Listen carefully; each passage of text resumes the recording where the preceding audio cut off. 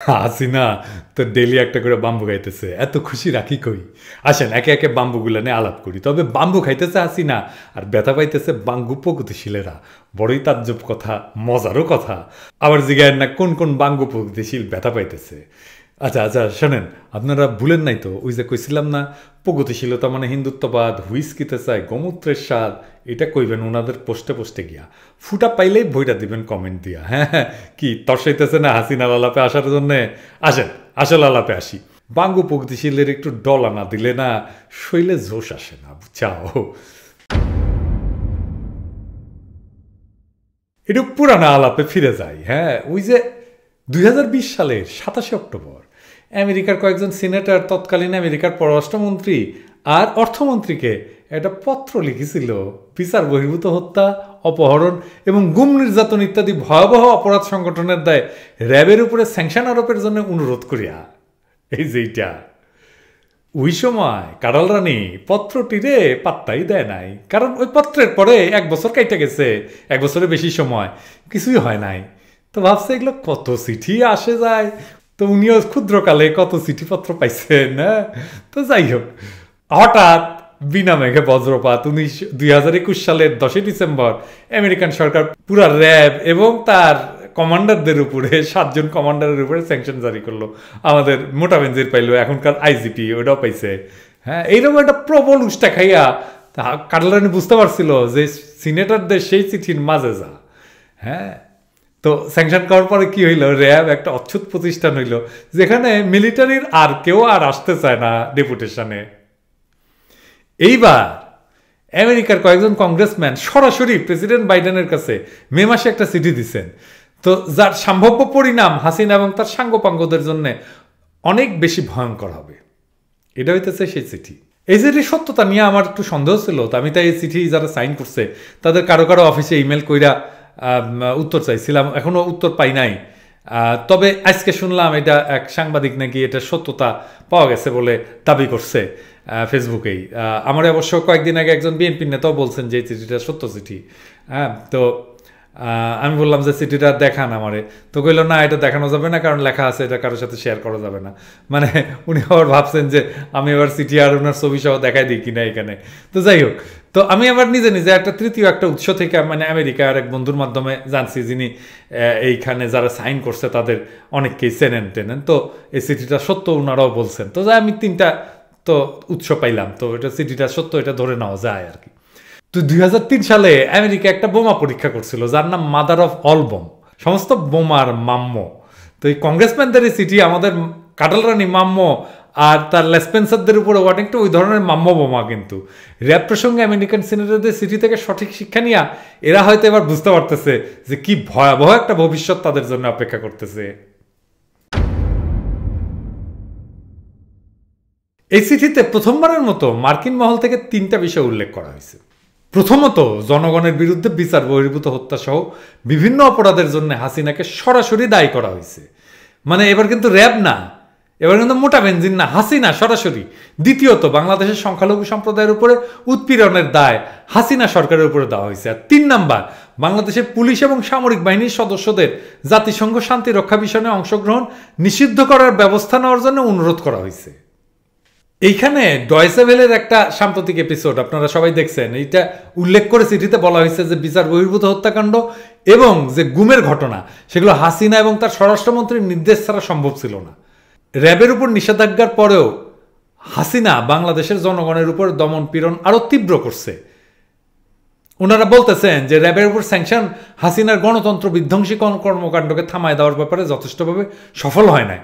নিজের জনগণের বিরুদ্ধে হাসিনার এই সমস্ত কর্মকাণ্ড বস্তুত মানবতা বিরোধী অপরাধ হিসেবে কংগ্রেসম্যানগণ দেখতেছেন। এইটা একটা অত্যন্ত গুরুত্বপূর্ণ ঘটনা। হাসিনার বিরুদ্ধে এই সকল অভিযোগ যে কেবল অভিযোগ আকারে থাকবে তা ভাবার কোনো অবকাশ নাই। আমরা দেখছি অতীতে বিভিন্ন দেশে এই ধরনের অপশাসকদের কি করুণ পরিণতি হয়েছে। হাসিনার জন্যও যে একই যাত্রায় ভিন্ন ফল হবে না তা বলাই বাহুল্য। শুধু তাই না, এই চিঠিতে আরো বলা হয়েছে যে হাসিনা আমেরিকার জাতীয় নিরাপত্তার স্বার্থের ক্ষতি সাধন করতেছে। এই অঞ্চলে অন্যান্য দেশগুলোকে রুশ চীনের বলয়ে টেনে নিয়ে যাওয়ার চেষ্টা করতেছে হাসিনা। অর্থাৎ তারা হাসিনাকে আমেরিকার শত্রু হিসেবে চিহ্নিত করছে। তা আমি তো আগেই বলছি যে হাসিনার সাথে আমেরিকার বিচ্ছেদ হয়ে চূড়ান্ত হয়ে গেছে। এই চিঠির ফলে আমার ধারণা হইতেছে যে বিচ্ছেদ পরবর্তী যে ইদ্যৎকাল সেটা খুব দীর্ঘ হবে না, কিন্তু ইদ্যৎকাল শেষে এলে কি কেউ বসবে নিকা এই বাকশালীদের সাথে? কি মনে হয় বসবে নিকা? আওয়াজ পাইতেছেন না সাবেক প্রেমিক ইন্ডিয়াত কি কইতেছে যে শ্রী রাধা দত্ত এ কিন্তু বিজেপির মাউথপিস, মানে মোদি যা কয় শ্রী রাধা দত্ত সেটা ইকো করে, এটা প্রতিধ্বনি করে। সে কইছে ভারত সরকার আওয়ামী লীগের হইয়া দেন দরবার করবে না আর, তার মানে আগে করতো, হ্যাঁ এখন আর করবে না। আরে এইবার আসেন দ্বিতীয় পয়েন্টে। আমরা দেখছি যে প্রগতিবাদীরা বাঙ্গ প্রগতিবাদীরা আর হাসিনা সারা বছর ধইরা চিরজীবন ধইরা হেফাজত, বিএনপি, জামাতে ইসলামীকে সংখ্যালঘুদের শত্রু হিসেবে, হিন্দুদের শত্রু হিসেবে পরিচিত করার চেষ্টা করছে না? কিন্তু এই চিঠিতে উল্টা বলা হয়েছে যে হাসিনার শাসনকালে বাংলাদেশের হিন্দু এবং খ্রিস্টান সম্প্রদায়ের উপরে ব্যাপক নিপীড়ন চালানো হয়েছে। এই যে কিছুদিন আগে এই যে তাপস হাসিনার গুন্ডা প্রকাশ্যে বলছিল না যে একজন প্রধান বিচারপতিকে টাইনা নামাইছে, সে বলছে না কে ছিল প্রধান বিচারপতি? তিনি হচ্ছেন জাস্টিস সুরেন্দ্র কুমার সিনহা। তিনি বাংলাদেশের সর্বপ্রথম হিন্দু যিনি প্রজাতন্ত্রের একটা সাংবিধানিক শীর্ষ পদে অধিষ্ঠিত হয়েছিলেন। তাকে কিভাবে টাইনে হেসরা অপমান করে নামায় পলাইছে, শুধু তাই না তাকে দেশছাড়া করা হয়েছে। দেখেন আমি তো নিজেও হিন্দু সম্প্রদায় থেকে আসছি, আমি কি এই ফ্যাসিবাদী সরকারের হিংস্র আচরণ থেকে রক্ষা পাইছি? আমি যেদিন পালায়া রাতের অন্ধকারে অশ্রুসজল হৃদয়ে আমার প্রিয় মাতৃভূমি ত্যাগ করলাম, সেদিন যদি আমি ত্যাগ না করতাম তাইলে তো আমাকেও ক্রসফায়ারে দেওয়া হইতো, অথবা গুম করে ফেলা হইতো, আয়না ঘরে বন্দি করে রাখা হইতো। এই তো সেদিন শান্তিপূর্ণ বিক্ষোভ করার দেয় বিএনপির নিপুণ রায় চৌধুরীর উপরে আমি বাকশালী গুন্ডারা কিভাবে আক্রমণ করলো, মাথা ফাটাই দিল ইটা মাইরা, সারা জাতি তো প্রত্যক্ষ করছে, তাই না? অথচ দেখেন নিপুণ রায় চৌধুরীর পিছে কিন্তু কেউ দাঁড়াইল না, বাঙ্গুরা প্রগতিশীলরা। সেই নিপুণ রায় তখন কিন্তু আর হিন্দু না, নিপুণ রায় তখন কিন্তু আর নারীও না, হ্যাঁ, যেহেতু সে বিএনপি করে। তো এরকম অনেক উদাহরণ আছে সংখ্যালঘু নির্যাতনের আওয়ামী লীগের হাতে, যা সবসময় জনসমক্ষে আসে না, কারণ এই হলুদ মিডিয়ার কারণে। এই নাইমুল ইসলাম খান, এই প্রথম আলো, এই মাসুদা ভাট্টি, এরাই এগুলো লুকায় ফেলে। তো হিন্দু সম্প্রদায়ের লোকেরা তো এখন প্রকাশ্যেই বলতেছেন যে তারা আওয়ামী লীগের ভোট ব্যাংক হিসেবে আর ব্যবহৃত হতে চান না। দেখেন এই যে জনকণ্ঠের রিপোর্ট কি বলে, এ দেখেন ডেইলি স্টারের নিউজ কি বলে। এই যে নির্যাতনের ঘটনা, এগুলোকে সুকৌশলে চাপে দেওয়া হয়, মিডিয়াতে স্থান পায় না। আর এই নিউজটা দেখেন, এখানে 2018 সাল পর্যন্ত হিন্দুদের উপর আওয়ামী লীগের নির্যাতনের সমস্ত হিসাব আছে, পড়ে নিয়েন, আমি আজকে আর এটা ব্যাখ্যা করলাম না, নেটেই পাবেন, খুঁজলেই পাবেন। এইবার দেখেন মজার জিনিস, সমকালের এই নিউজটা দেখেন, প্রথম বাক্যটা দেখেন, একটু বড় করে দেখেন, হ্যাঁ দেখেন লিখছে, ক্ষমতাসীন দলের সংসদ সদস্য এবং নেতা সহ প্রশাসনের হাতে নির্যাতিত হয়ে দেশের বিভিন্ন স্থান থেকে সংখ্যালঘুরা দেশ ত্যাগে বাধ্য হচ্ছেন বলে অভিযোগ করেছে বাংলাদেশ হিন্দু বৌদ্ধ খ্রিস্টান ঐক্য পরিষদ। বড় করে দেখেন, বড় করে দেখেন, দেখেন কলকাতার দাদারা, আপনাদের প্রিয় প্রগতিশীল অসাম্প্রদায়িক ধর্মনিরপেক্ষ আওয়ামী লীগের অবস্থা। এই চিঠির তৃতীয় প্রধান বিষয়বস্তু হচ্ছে আমাদের সামরিক বাহিনীর জন্য অত্যন্ত গুরুত্বপূর্ণ। আমার প্রিয় সেনা সদস্যরা শোনেন, কাটালরা নিয়ে কি অবস্থা করেছে আপনাদের। বিডিআরে তো জানে মাইরা শান্তি হয় নাই তার, এবার ভাতে মারবে সে।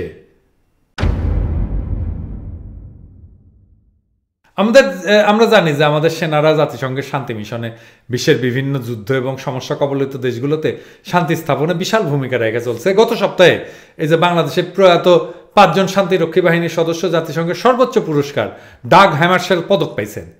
বিভিন্ন দেশে তাদের বিপুল অবদানের কারণে সড়কের নাম করা হয়েছে বাংলাদেশের নামে ভালোবাসা, কিংবা বাংলা ভাষাকে আনুষ্ঠানিক স্বীকৃতি দেওয়া হয়েছে রাষ্ট্রভাষা হিসাবে। বিশ্বে তাদের এই মহান কর্মযজ্ঞ কেবলমাত্র হাসিনার অপশাসনের কারণে আজ একটা সংকটের মধ্যে পড়ে গেল। এই কংগ্রেসম্যানদের অনুরোধ অনুযায়ী যদি জাতিসংঘে আমাদের সেনাবাহিনীর অংশগ্রহণ স্থগিত হয়ে যায়, তাহলে আমাদের দেশের স্বার্থ এবং ভাবমূর্তির উপরে তা হবে একটা বিশাল আঘাত। শান্তি রক্ষা করা, আত্মমানবতার সেবা করা, এটা তো আছেই, তার পাশাপাশি এই মিশনের কিন্তু একটা অর্থকরী দিক আছে যেটা আমাদের মনে রাখা দরকার। আমাদের সেনাবাহিনীর জেনারেল সাহেবদের খুশি রাখার জন্য হাসিনা তাদের সবকিছু দিছে, মেলা সুযোগ সুবিধা দিছে, টাকা পয়সা দিছে, গাড়ি দিছে, বাড়ি দিছে, জমি দিছে, আরো কত কিছু দিছে, কিবা কিবা দিছে কে জানে। তো যাই হোক, এর প্রধান উদ্দেশ্য হচ্ছে যে আর্মির সিনিয়র অফিসাররা যেন আবার তারা জয় বাংলা করে না দেয়।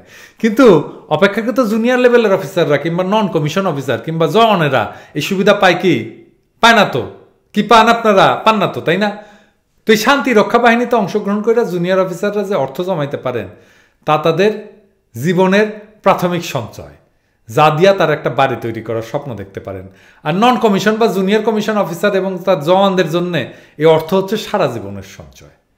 আর যদি শান্তিরক্ষা বাহিনীতে বাংলাদেশে অংশগ্রহণ বিপন্ন হয় তাইলে হয়তো জেনারেল সাহেবদের কিছু হবে না, কিন্তু সৈনিক আর জুনিয়র অফিসারদের সমস্ত স্বপ্ন চূর্ণ বিচূর্ণ হয়ে যাবে। আশা করি সামরিক বাহিনীর কর্তা ব্যক্তিরা স্পর্শকাতর বিষয়টিকে আমলে নেবেন এবং এই চিঠির কারণে আর্মির জেনারেলরা যদি যথাসময়ে জাতির স্বার্থে সঠিক অবস্থান গ্রহণ করেন তাহলে তা হবে প্রতিষ্ঠান হিসাবে আর্মির প্রতি এবং দেশপ্রেমিক সেনা সদস্য হিসেবে সমস্ত জাতির প্রতি একটা অবিস্মরণীয় অবদান। এটা ইতিহাসে কিন্তু উজ্জ্বলভাবে লেখা থাকবে। আমি আশা করতেছি তারা বিষয়টা যথাযথভাবে অনুধাবন করবেন। সুতরাং এই বিষয় নিয়ে আমি আর বেশি কিছু বলতে চাই না, আপনারাই বুঝবেন আপনাদের জন্য কোনটা ভালো। তো এই যে মাদার অফ অল বম, এই সিরিজ ছাড়াও হাসিনার মাথার উপরে পড়ছে আর একটা বিশাল বোমা। সেটা কি? সেটা হইতেছে আন্তর্জাতিক রেটিং সংস্থা মুডিজ বাংলাদেশের সোভারেন ক্রেডিট রেটিং বা ঋণ লাভের সক্ষমতার মান কমায় দিচ্ছে। মানে সংস্থাটা বাংলাদেশের ঋণ মান BA3 থেকে এক ধাপ কমায় B1 স্তরে নামায় দিচ্ছে। এই যে দেখেন, এই যে পাশে অ্যানিমেশন করায় দেখেন, দেখেন কই ছিল আর এক বাড়িতে কই নামছে, মা আমি না লাস্ট হয়েছি। আচ্ছা, এই যে বাংলাদেশের ক্রেডিট রেটিং কমে যেতে পারে তার পূর্বাভাস আমি কিছুদিন আগে দিছিলাম এই ভিডিওতে। তো এইখানে মুডিজ ক্রেডিট রেটিংটা কি সেটা আমি সেই সময় ব্যাখ্যা করছিলাম, আজকে আর করি না, কিন্তু ওই দিনে যে ব্যাখ্যাটা করছিলাম সেটা একটু শোনেন এখন। হ্যাঁ, অ্যান্ড স্পেকুলেটিভ গ্রেড কি, মানে ধরেন এই নিউজটা দেখেন আর কি। হ্যাঁ, মানে নিউজে কইতেছে লন্ডনী পাত্রী বা কানাডিয়ার পাত্রী সেই যে মানুষের প্রতারণা করে আর কি। মানে আপনার লাভ তো দূর কি বাদ, আসল নিয়ে টানাটানি, এটা হইতেছে স্পেকুলেটিভ গ্রেড। এই গ্রেডের রেঞ্জ হইতেছে BA1 থেকে C। BA1 থেকে BA3 রেঞ্জে থাকার অর্থ হচ্ছে পুঁজি হারানোর ঝুঁকি অনেকটাই আছে। আর C যদি হয় রেটিং, তার মানে ইতিমধ্যে দেশটা জয় বাংলা হয়ে গেছে এবং লগ্নি করা পুঁজি এবং সুদ ফিরে পাইবার না, ওইটাও জয় বাংলা হয়ে গেছে। বাংলাদেশের বর্তমান রেটিং কি ছিল জানেন? বাংলাদেশের বর্তমান রেটিং এই পর্যন্ত ছিল BA2, অর্থাৎ অর্থনীতিতে স্পেকুলেটিভ এলিমেন্ট, হ্যাঁ মানে ওই 2 নম্বরের এলিমেন্ট আর কি আছে, কিন্তু পুরাপুরি স্পেকুলেটিভ হয়ে যায়নি, যদিও পুঁজির ঝুঁকি অনেক আছে। মানে বুঝছেন তো, পাত্রী 99% ভালো, খালি মাঝে মাঝে অন্য পোলার সাথে ডেট করে আর কি। হ্যাঁ, তো গত মার্চ মাসে মুডিজ এই রেটিংটা নিশ্চিত করছিল। এখন মুডিজ কইতেছে এই রেটিং নামায় আনবে, আরো নামায় আনার জন্য তারা একটা রিভিউ প্রসেস শুরু করতে যাচ্ছে। রেটিং নামায় দিলে বাংলাদেশ পুরাপুরি স্পেকুলেটিভ বা উচ্চ ঝুঁকির দেশে পরিগণিত হবে। তার মানে ওই ওই ওই লন্ডনী মাইয়ার মতো আর কি, যে ওই যে ভুয়া পরিচয় দিয়া মুরগি ধরতো আর কি আর টাকা কামাইতো, ওই রকম হবে আর কি। আমি এটাও বলছিলাম যে জুন নাগাদ বাংলাদেশের অর্থনীতিতে 10 নম্বর বিপদ সংকেত দেখা দেবে। মুডিজের এই রেটিং কমায় দেওয়া হচ্ছে সে 10 নম্বর বিপদ সংকেত, যা মে মাস শেষ না হইতে জারি করা হইল। এখন এই ক্রেডিট রেটিং কমার ফলে নগদে হাসিনার কি ক্ষতি হবে? নগদে ক্ষতি হবে, সে আর ঋণ পাবে না কোথাও থেকে। ঋণ পাবে না কথাটা সত্য না, মানে ঋণের জন্য সুদ দিতে হবে, বিশাল অঙ্কের সুদ দিতে হবে তাকে। সেজন্য তার ঋণটা যেটা নেবে সেটা দামি হয়ে যাবে, মানে সেই টাকাটা সে দিতে পারবে না, শোধ দিতে পারবে না। 2019 সালে গ্রিসের রেটিং ছিল এই B1, গ্রিসের তখন দেউলিয়া অবস্থা। তার মানে বাংলাদেশও এখন সে B1 পর্যায়ে নামে গেছে। তার মানে বাংলাদেশের কি অবস্থা অর্থনীতির বুঝতে পারতেছেন। মুডিজ বলছে যে বাংলাদেশের বৈদেশিক লেনদেনের দুর্বলতা এখন উচ্চমাত্রা এবং সেই সঙ্গে রয়েছে তারল্যের ঝুঁকি, মানে ব্যাংকের টাকা নাই। এটা নিয়ে পরে একটা এপিসোড করব। হ্যাঁ, কোন কোন ব্যাংকের টাকা নাই, কত কম টাকা আছে। যাই হোক, ওরা বলছে যে কি কি কারণে রেটিংটা কমাই দিছে, যে বাংলাদেশের বিভিন্ন প্রাতিষ্ঠানিক দুর্বলতা, যেটা আসলে হাসিনারই দোষ, তাই না? কারণ সে তো সবকিছু মনিটরিং করে। হ্যাঁ, তারপরে বলছে যে বৈদেশিক মুদ্রার যে মজুদ রিজার্ভ সেটা নিম্নগামী, বৈদেশিক লেনদেনের এটার উপরে চাপ পড়ছে। তারপরে আমদানির উপরে নানা ধরনের প্রতিবন্ধকতা দিছে, জ্বালানির ঘাটতি, আপনারা তো দেখতেছেন যে জ্বালানির ঘাটতির কারণে বিদ্যুৎ কেন্দ্রগুলো বন্ধ হয়ে গেছে, ইলেকট্রিসিটি তো দিতে পারে না, তাই না? আমদানি নিয়ন্ত্রণ, তারপরে বৈদেশিক মুদ্রা আবার একাধিক বিনিময় হার, এক এক জায়গায় এক এক রেট। হ্যাঁ, এটা কোনোদিন হয়? হ্যাঁ, তারপর সরকার আবার সুদের হার বেঁধে দিছে। এগুলোর কারণে অর্থনীতিতে নানা ধরনের বিকৃতি দেখা দিছে। এগুলো আজকে আর ডিটেল আলাপ করলাম না, পরে হয়তো আস্তে আস্তে এক একটা জিনিস আলাপ করবো যে আসলে সুদের হারটা বেঁধে দিলে অর্থনীতিতে কি ধরনের সমস্যা দেখা দেয় ইত্যাদি ইত্যাদি। কিন্তু এই যে প্রবলেমগুলোর কথা বলছে মুডিজ, তার কিন্তু কোনো আশু সমাধান নাই। অর্থাৎ হাসিনা আমাদেরকে দীর্ঘকালের জন্য ফাঁসায় দিছে। মুদির রেটিং কমার সাথে সেই দেশ বিশাল রাজনৈতিক সংকটে পড়ার একটা ইতিহাস আছে। দেখাবো একটা, হ্যাঁ, এই যে দেখেন গ্রিসে 2010 থেকে 12-তে একই অবস্থা হয়েছিল। মানে আমাদের এখন মোদিজের যে রেটিং, গ্রিসে কিন্তু সেই রেটিংই ছিল, এখনো পর্যন্ত কিন্তু তারা সেখান থেকে বাইরে হয়ে আসতে পারেনি। ব্রাজিলে দেখেন হয়েছিল, এটা হয়েছিল 2015 থেকে 16-তে। সাউথ আফ্রিকা হয়েছিল 2017 থেকে 2020-এ। টার্গেতে হয়েছিল 2018 থেকে 2021-এ।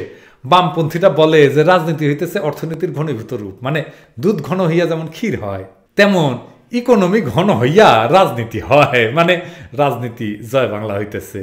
লে পাগলি এবার ক্ষীর খা।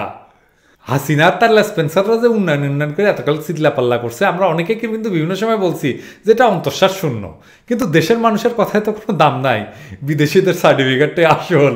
তো মোদিদের কাছ থেকে হাসিনা সার্টিফিকেট পেয়ে গেছে এখন, এই সার্টিফিকেট যার মর্ম হতেছে যে বাংলাদেশ দেউলিয়া হওয়ার দ্বার প্রান্তে, গ্রিসের মতো অবস্থা হবে।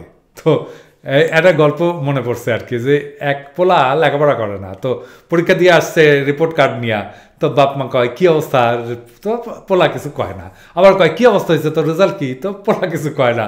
তো তারপরে কয় কিরে পাস করছিস? তো পোলা কয় ফেলই দেয় না, তার আবার পাস, মানে সে ফেলও করেনি, এক ক্লাস নিচে নামাই দিছে। তো হাসিনারে এক ক্লাস নিচে নামাই দিছে, এই যে নিচে নামাই দিছে, দেখছেন মুডিস এক ক্লাস নিচে নামাই দিছে। তো এখন বাকি কাজটা আমাদের আর কি, তার উন্নয়নের মরিচ বাত্তি জ্বালাই দিতে হবে, তারাবাত্তি জ্বালাই দিতে হবে, এই কাজটা আমাদের। মুডিজের কাজ করছে, আমাদের কাজটা তারাবাতি জ্বালানো। তো এইরকম বিপদের সম্মুখীন হয়ে হাসি নাকি পিছু উঠবে?